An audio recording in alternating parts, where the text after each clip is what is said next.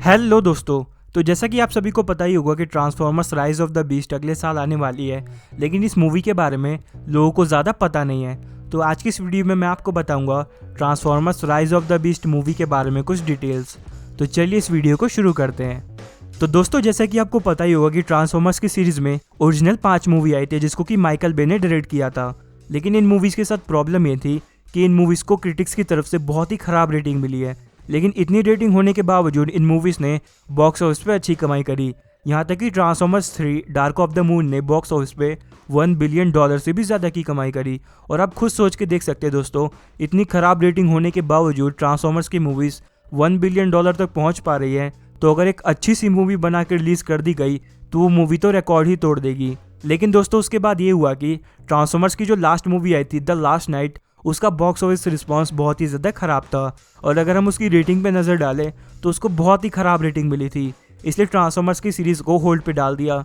लेकिन उस टाइम तक बम्बल बी मूवी बन रही थी और उसके बाद दोस्तों बम्बल बी मूवी को रिलीज़ होने दिया। और 2019 में जब बम्बल बी मूवी रिलीज़ हुई तो इसका क्रिटिक्स रिस्पांस बहुत ही ज़्यादा अच्छा था और इस मूवी को क्रिटिक्स ने ट्रांसफॉर्मर्स की यूनिवर्स की सबसे अच्छी मूवी बताया है। और दोस्तों, जैसे कि मैंने आपको बताया कि स्टूडियो कुछ भी करके ट्रांसफॉर्मर्स की मूवीज़ को बनाना बंद तो नहीं करेगा। ये $1 बिलियन मूवी फ्रेंचाइजी है। तो इसके बाद ट्रांसफॉर्मर्स की अगली मूवी अनाउंस हुई जिस मूवी का नाम है transformers rise of the beast.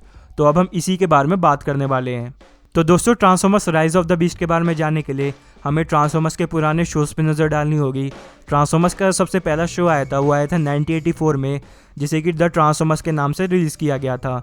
इसमें जो ट्रांसफॉर्मर्स दिखाए गए थे वो जीवन मॉडल के थे, इसलिए इस एनिमेटेड सीरीज़ को जीवन ट्रांसफॉर्मर्स सीरीज़ भी बोला जाता है। और इसके बाद एक और ट्रांसफॉर्मर्स की सीरीज़ आई जिस सीरीज़ का नाम था बीस्ट वॉर। और मैं आपको बता दूं दोस्तों कि जो जीवन एनिमेटेड सीरीज़ थी वो एक बहुत बड़ी हिट साबित हुई थी। तो इसी को देखते हुए जो एनिमेटेड शो मेकर्स थे उन्होंने सोचा कि क्यों ना हम ट्रांसफॉर्मर्स की दुनिया में कुछ अलग करें, और तब उन्होंने बीस्ट वॉर रिलीज़ किया। बीस्ट वॉर की एक खास बात है कि इसमें तब की दुनिया दिखाई गई है जब अर्थ पर डायनासोर्स हुआ करते थे, और जो ट्रांसफॉर्मर्स इस सीरीज़ में दिखाए गए हैं वो भी अलग अलग एनिमल्स और अलग अलग डायनासोर्स में ट्रांसफॉर्म हो सकते हैं।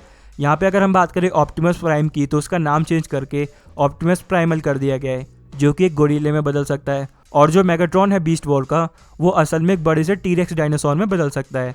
तो यहाँ पे कुल मिला के ट्रांसफॉर्मर्स ही है, लेकिन एक अलग स्टोरी और एक डिफरेंट कॉन्सेप्ट के साथ। और दोस्तों, मैं आपको ये भी बता दूं कि इसके बाद बहुत सारी एनिमेटेड ट्रांसफॉर्मर्स की सीरीज़ आई, लेकिन कोई भी जीवन या फिर बीस्ट वॉर इतना बड़ा हिट नहीं हो पाया।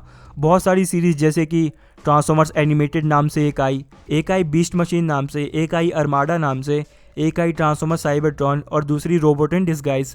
लेकिन इस बीच एक ही ट्रांसफॉर्मर्स की सीरीज़ ऐसी थी जो बीस्ट वॉर या जीवन मॉडल के करीब आ पाई, उसकी पॉपुलैरिटी या उसके लेवल तक पहुंच पाई, वो थी ट्रांसफॉर्मर्स प्राइम। तो इससे दोस्तों आप ट्रांसफॉर्मर्स के जीवन कार्टून और बीस्ट वॉर की पॉपुलैरिटी का अंदाज़ा लगा सकते हो। और जो ओरिजिनल 5 मूवी आई थी ट्रांसफॉर्मर्स की, वो असल में उस जीवन मॉडल पे ही बेस्ड थी।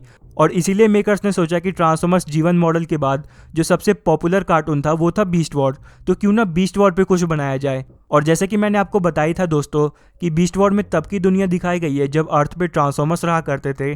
तो सवाल ये आता है कि इन मूवी सीरीज़ में जो अभी चल रही है उसमें बीस्ट वॉर को कैसे दिखाया जाएगा। तो शायद एक पॉसिबिलिटी हो सकती है मल्टीवर्स। जब इतनी सारी मूवीज़ में मल्टीवर्स आ ही चुका है तो अब ट्रांसफॉर्मर्स में भी आ ही जाएगा।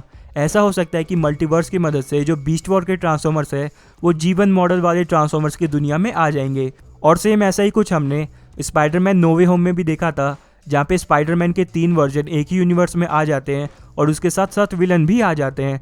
तो हो सकता है कि जो ट्रांसफॉर्मर्स की नई मूवी आ रही है राइज ऑफ द बीस्ट, उसमें भी सेम यही कॉन्सेप्ट दिखाया जाए मल्टीवर्स का, कि एक दूसरे यूनिवर्स से जहाँ पे कि डायनासोर के टाइम की दुनिया दिखाई गई है, वहाँ से कुछ ट्रांसफॉर्मर्स इस नई वाली दुनिया में आ जाते हैं, यानी कि अपने जीवन मॉडल वाली दुनिया में।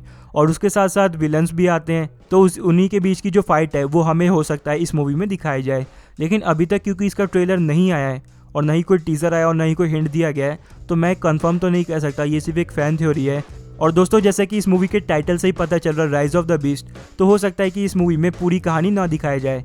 इस मूवी में खाली शुरुआत होगी और इसके बाद जो आगे के पार्ट आएंगे उसमें पूरी की पूरी कहानी दिखाई जाएगी और इन दोनों के बीच की फाइट दिखाई जाएगी, यानी कि ऑटोबॉट्स और डिसेप्टिकॉन, यानी कि ऑप्टिमस प्राइमल और उस दुनिया का मेगाट्रॉन।